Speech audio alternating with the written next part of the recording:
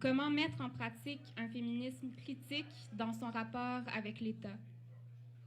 Wow. Where to begin? We can spend here a week. This question requires at least a week, right? So we need a feminism that, for example, I know oh, well, let me not get into that polemic. I'll discipline myself.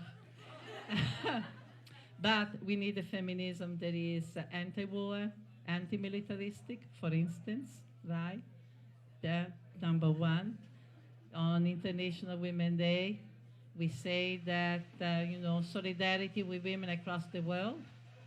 And, but many women now are joining the army.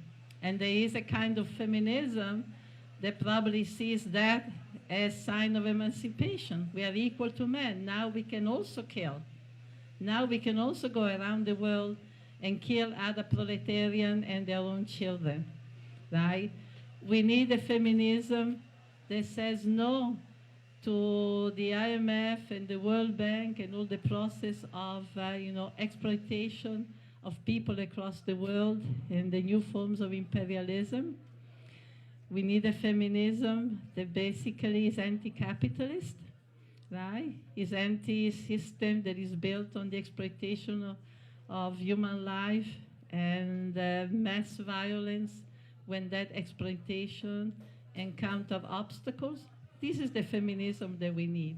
So, unfortunately, I think, this is now common knowledge that since the 1970s, we have seen, and I think this is due to the fact that the women's movement, some of their rhetoric, was vulnerable to that appropriation. We have seen a process of appropriation by international capital through the United Nations of women's agenda, women's slogan, domesticated, cutting away all the subversive element, and using it basically to celebrate the crisis.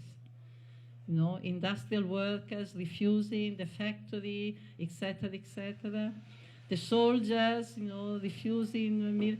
They were facing anti-colonial struggle, and then here you have, a women's movement who, at least, significant part of the women's movement, right, fighting for entrance into wage work as a means of emancipation. And I'm not suggesting that women should not have gotten jobs. I'm not suggesting that. But one thing is what you do as a necessity, and the other is to make of it a strategy of liberation. There's a very important difference between the two. There is a notion of difference between the two. So we all had to take jobs outside the home. Of course, you cannot live without it.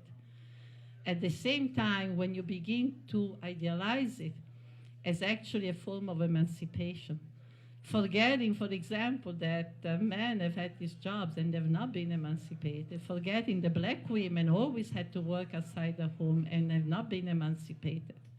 So I think that the women's movement made itself, or a large part of it, vulnerable to that kind of appropriation by the United Nations, right? Who use feminism really to open the door of the factories, the maquilas, and in a moment in which wage labor or factory work, industrial work, and other type of work, right, were losing all the benefits, that the limited benefits, but they had in the past.